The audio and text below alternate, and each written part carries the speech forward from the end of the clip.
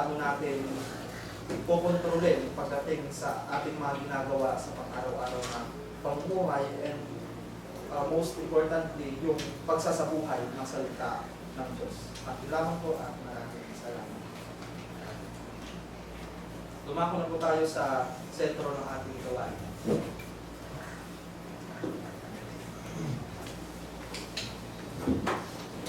Muli, maraming salamat po sa kapatid na si Brother Janmer sa pagbahagi ng ating sermon. At tayo na po ay nadapo na sa pinakasentro ng ating gawain ng pagpuputol ng tinapay at pagkikisaro. Tayo po muna umawit sa page 300.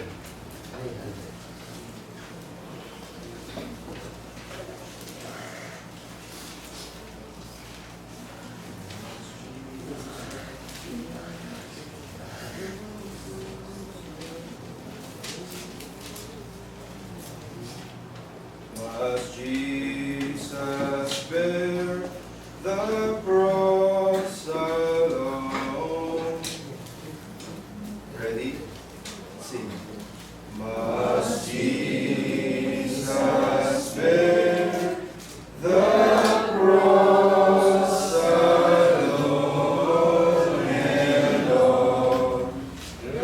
the world go free. No, there's a cross for everyone, and there's a cross for me. The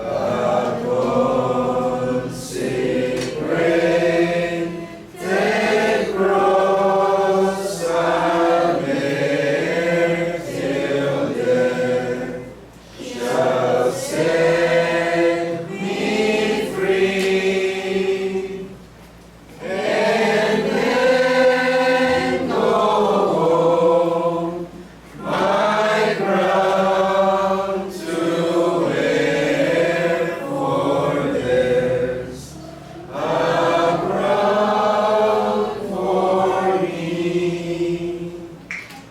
Oh, precious cross, oh, glorious crown, oh, rain, so wretchedly,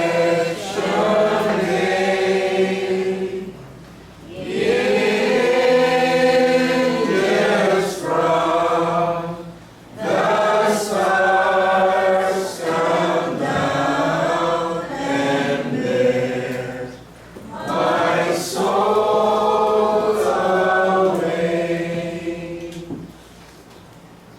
Ako muna babasa na ng talata sa 1 Corinthians chapter 11, verses 23 to 29. Ito po sinasabi. Sapagkat tinanggap ko sa Panginoon ang ibinibigay ko naman sa inyo, na ang Panginoong Hesus sa gagawin siya'y pagkanulo ay dumampot ang tinapay.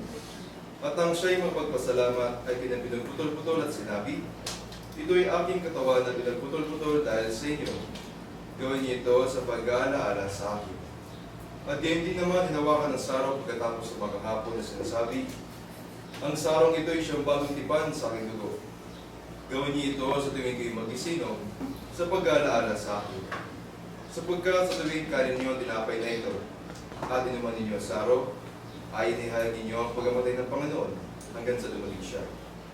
Kaya't ang sino mang kumain ng tinapay o uminom sa araw ng Panginoon na di nararapat, ay magkakasala sa katawan at dugo ng Panginoon.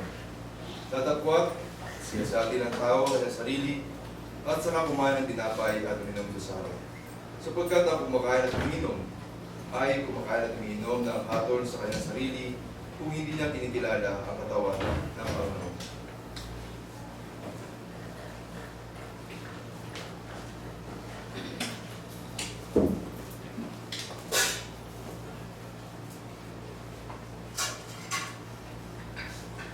Magsitay po lahat para sa panalangin. Tayo po yung o Diyos sa mga banal na makapangyarihan sa lahat, Panginoon, pumuli ay kapasalamat.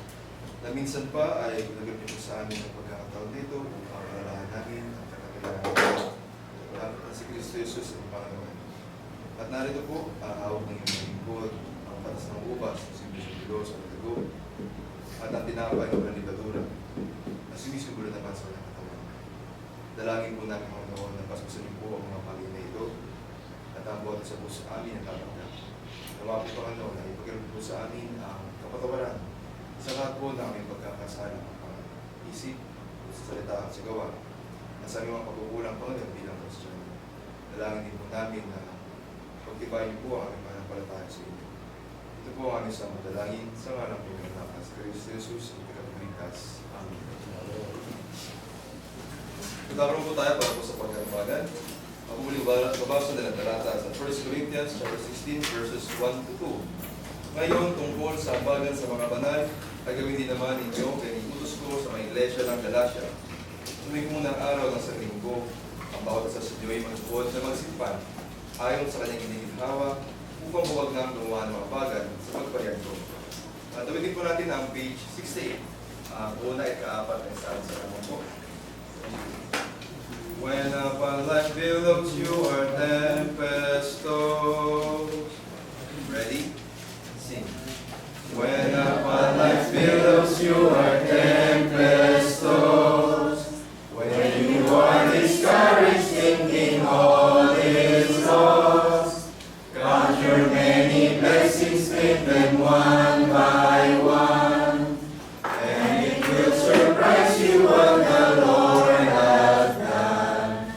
Count your blessings, make them one by one.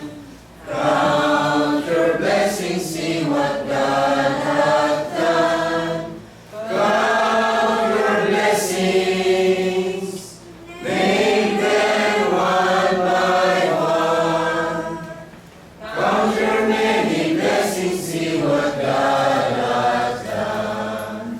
So amid the conflict, whether great or small, do not be discouraged, God is over all. Count your many blessings, angels will attend. Help and comfort give you to your journey's end. Count your blessings, make them one by one.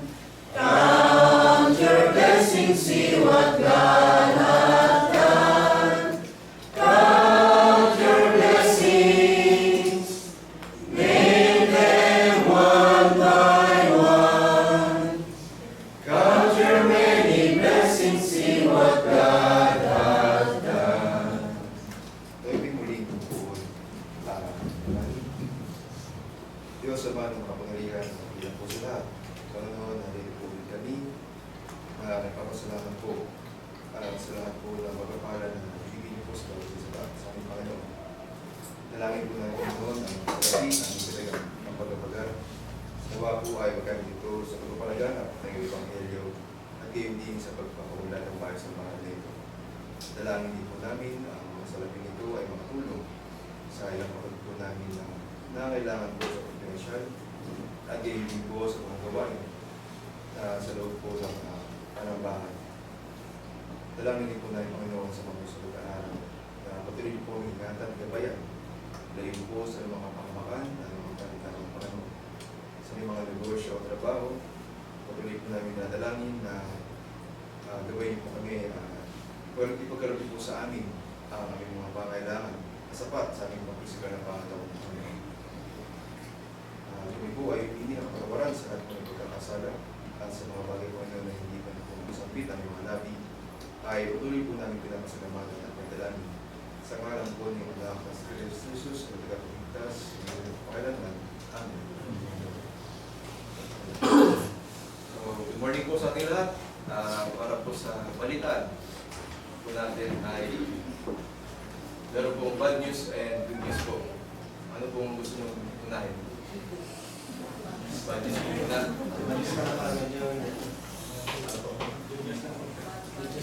Good news po. Tignan po. Sigurado po, good news po muna. Banda na po. Para huli po good. Parang good. Sige po, bad news po muna.